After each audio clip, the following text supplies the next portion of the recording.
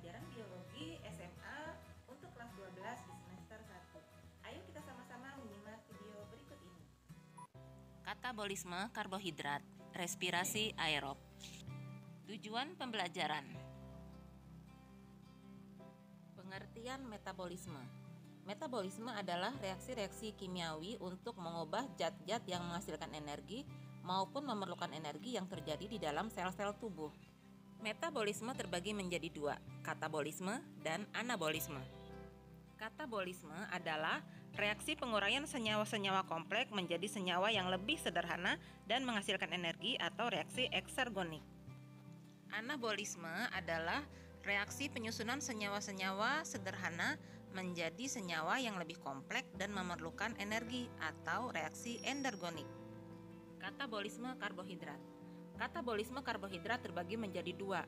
Yang pertama, reaksi penguraian yang memerlukan oksigen atau disebut reaksi aerob, dan yang kedua, reaksi penguraian yang tidak memerlukan oksigen atau disebut respirasi anaerob.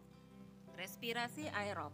Respirasi aerob memiliki tahapan reaksi seperti pada gambar dengan 4 tahapan, yaitu glikolisis, dekarboksilasi oksidatif, siklus Krebs, dan transport elektron. Glikolisis berlangsung di dalam sitosol, sedangkan dekarboksilasi oksidatif dan siklus Krebs berlangsung dalam matrik mitokondria. Transport elektron berlangsung dalam membran dalam mitokondria, seperti pada gambar yang tampak menyala, warna biru. Glikolisis. Glukosa akan diubah menjadi glukosa 6-fosfat dengan membutuhkan 1 ATP. Selanjutnya, glukosa 6-fosfat diubah menjadi fruktosa 1,6 bifosfat. Fruktosa 1,6 bifosfat diubah menjadi PGAL atau fosfogliseraldehid dengan membutuhkan 1 ATP. Sehingga total ATP yang dibutuhkan adalah 2 ATP. Fruktosa 1,6 bifosfat akan diubah menjadi 2 molekul PGAL.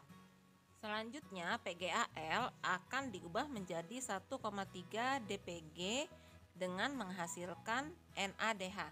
1,3 difosfogliserat selanjutnya akan diubah menjadi 3 PG dengan menghasilkan 1 ATP. 3 PG atau 3 fosfogliseraldehid akan diubah menjadi 2 PG atau 2 fosfogliseraldehid. Selanjutnya, 2 PG diubah menjadi PEP atau fosfoenol piruvat. Fosfoenol piruvat selanjutnya akan diubah menjadi piruvat dengan menghasilkan 1 ATP.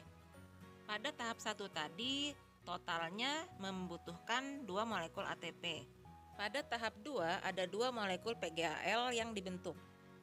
Dengan demikian, maka jumlah NADH yang dihasilkan adalah 2, sedangkan jumlah ATP yang dihasilkan adalah 4. Namun karena pada tahap 1 tadi sudah meminjam 2 ATP, maka pada tahap berikutnya hasil 4 ATP dikurangi menjadi 2 ATP. Total ATP yang dihasilkan dari proses glikolisis adalah 2 ATP dan 2 NADH. Dekarboksilasi oksidatif. Pada proses dekarboksilasi oksidatif, asam piruvat akan diubah menjadi asetil koenzim A dengan dihasilkan NADH dan CO2. Karena proses DKO ini berlangsung 2 kali, sehingga total hasilnya adalah 2 molekul NADH dan 2 molekul CO2. Siklus Krebs. Dalam siklus Krebs ada 8 tahap, yaitu sitrat, isositrat, alfa-keto, glutarat, suksinil, suksinat, fumarat, malat, oksalo, asetat. Dari isositrat menjadi alfa-glutarat itu dihasilkan NADH dan CO2. Kemudian dari alfa-ketoglutarat ke suksinil CoA itu juga dihasilkan 1 NADH dan 1 CO2. Selanjutnya suksinil akan diubah menjadi suksinat dengan dihasilkan 1 ATP. Selanjutnya suksinat diubah menjadi fumarat dengan dihasilkan 1 FADH2. Dari malat menjadi oksaloasetat juga dihasilkan 1 molekul NADH.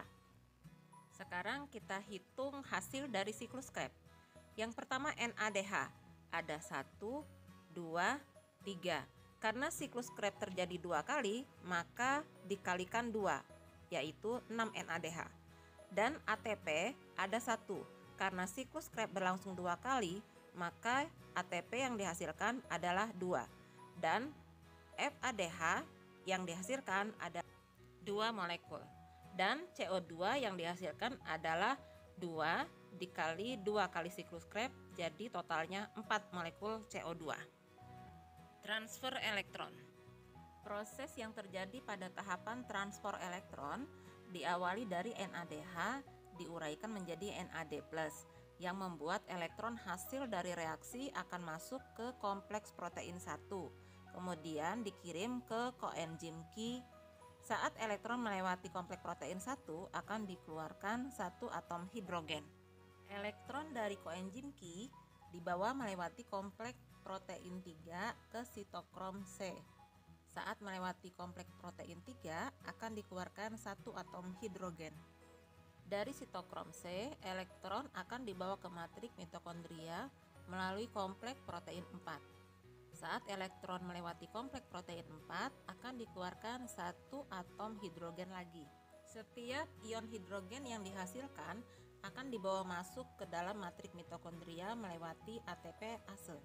Setiap 1 hidrogen yang masuk akan mengubah 1 ADP menjadi 1 ATP. Kemudian elektron akan bereaksi dengan ion hidrogen dan ditangkap oleh oksigen dan menghasilkan molekul air atau H2O. Oksigen berperan sebagai aseptor elektron atau penangkap elektron terakhir. Jumlah ion hidrogen yang dikeluarkan berjumlah 3, sehingga akan terbentuk 3 ATP untuk setiap perubahan 1 molekul NADH. Pada akhirnya, setiap 1 NADH akan menghasilkan 3 ATP. FADH2 diuraikan menjadi FAD+, kemudian elektron masuk ke kompleks protein 2, kemudian ke koenzim Qi, dan berikutnya ke sitokrom C. Saat melewati kompleks protein 3, dikeluarkan 1 ion hidrogen.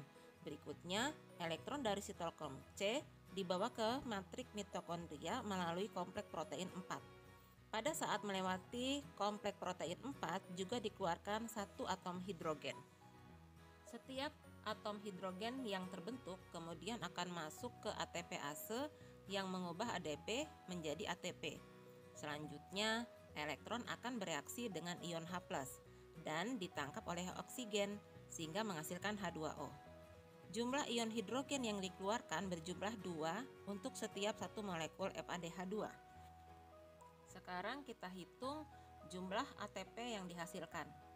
Pada tahap glikolisis, ATP secara langsung adalah 2 ATP.